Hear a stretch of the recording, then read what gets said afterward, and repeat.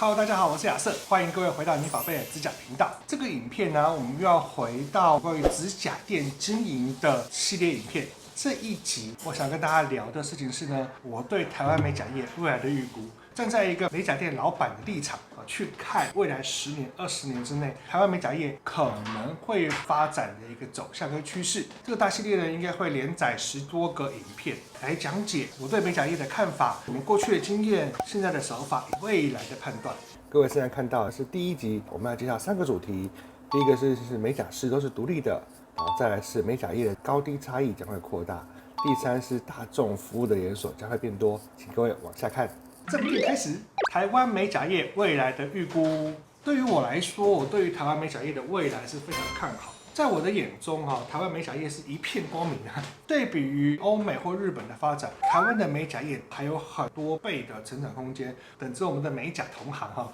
去开天铺地的开拓。可是有好事也有坏事，因为台湾美甲发展的比较晚，比各国大概晚了10年、20年，所以我们的走法和其他国家不太一样，跟北美不同，跟日本也不一样。台湾的美甲业有自己的风气、自己的走法，跟我们台湾自己美甲业的风险。2019年年底的这个时候，我想往前看，一步一步的来分析未来，我认为5年、10年之内，台湾美甲业应该会有怎样的发展。基本上我分为5大主题来分别讨论。第一个事情是每个美甲师是独立的；第二个，指甲店的高低落差扩大；第3，大众服务的连锁店变多；第4，小众市场的特色小店增加；第5，电脑与机械化的冲击。我们接下来要对于这5个大方向来做一个讨论，往下看哦。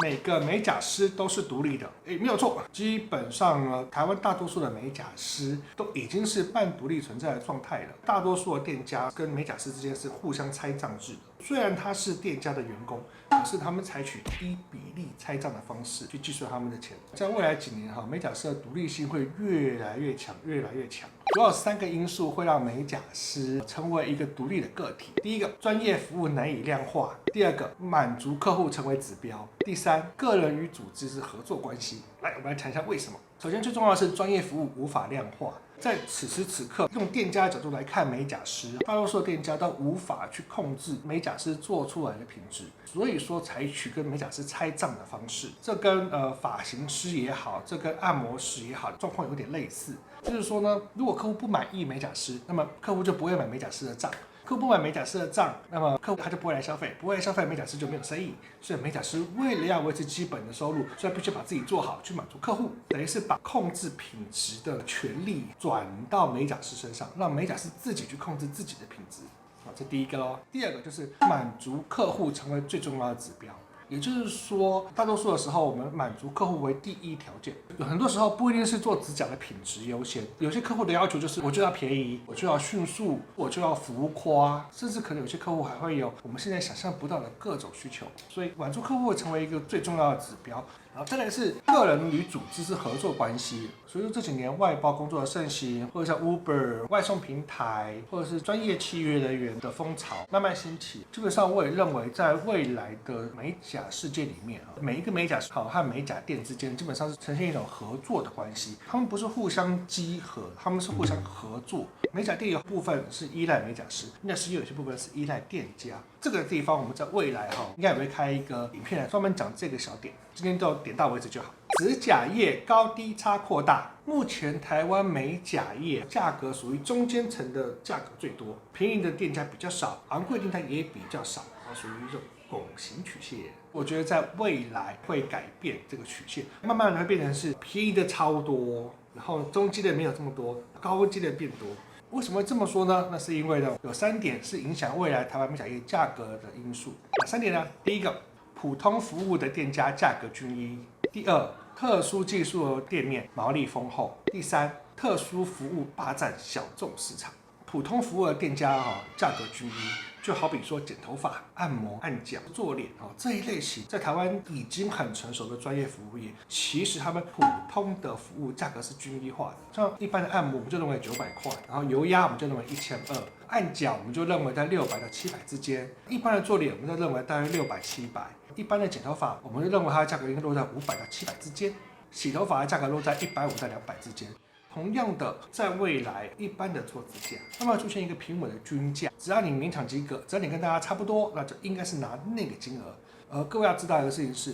市场均一价就代表你的毛利空间变小了。再来是我们谈到特殊技术的店面，毛利丰厚，我们可以看一下相关的特殊的店面，例如说按摩的店啊，普通的按摩店它当然赚的钱很少，可是有特殊功效的按摩店，它的毛利就非常的高。或者是做脸的店，当然做的不是很多，但是呢，非常会挤痘痘、非常会挤粉刺的店赚的就很多。头发更不用讲啦哈，一般剪头发的店很普通，可是很会剪头发的人，他就赚的非常多，甚至可以多到可以买豪宅的地步。这就是未来的取向。等到市场行情有均一价之后啊，如果说你有特殊的技能的话，你就可以借着这个大市场获得更多的获利。这引申出了第3点，特殊服务霸占小众市场。像我们刚才前面有举的美容美体、按摩或发型业也好，它都有一些它自己的特殊的点。发型业来讲的话，还有假发，专门做假发的店，你知道有多赚吗？超赚，真的爆炸了，赚到他们 case 都接不了的地步。同样的道理啦，指甲业也是。举个例子来说，例如像我们妮宝贝在做指甲矫正，专门帮老人家处理蛋嘎。做孕妇的指甲也好，做小孩子的指甲也好，或者是专门做有问题皮肤的手部保养跟脚部保养，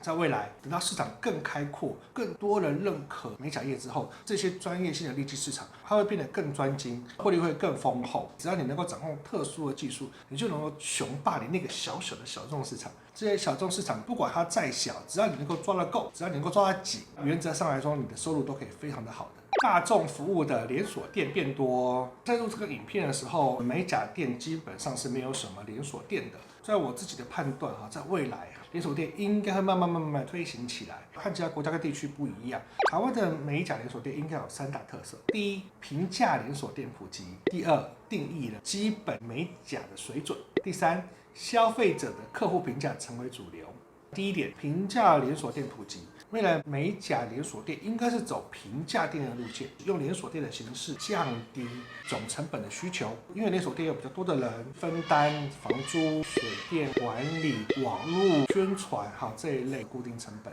尽可能的往下压低，在固定成本降低的情况之下，提供比较平价的美甲服务。我们在录这张影片的时候，台湾目前连锁店还是走高价一点点的路线，可是我是觉得未来还是以平价路线为主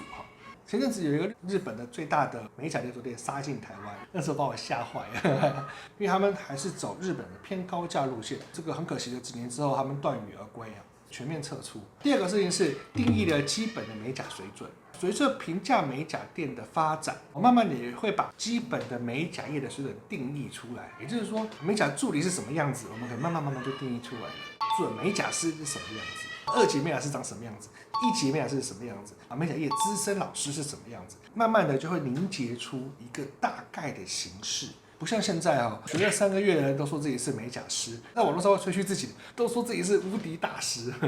那我觉得这在未来连锁店慢慢开始之后，这个市场就会逐渐的有一些既定的指标，就会有一些不管是消费者也好或店家也好都可以认可的一个分级的区分方式。这也可以让更多的美甲从业人员知道自己该如何努力或者该如何成长，这也可以让美甲店面知道我该怎么给钱或者我该怎么谈价格，不会像现在一样是非常混乱的。第三呢是消费者的评价而成为主流。目前台湾美甲业无法被客户信任，很大的原因是因为我们消费者的评价无法被及时反映上去。也就是说，我们其实无法真的得知消费者在喜欢还是不喜欢，尤其是在现今 Facebook 或者是 Google 的评论上也好，大部分客户会去按星星的时候都只有2种情况，第一种情况就是客户很不满意的时候就会主动按1星，然后骂一堆。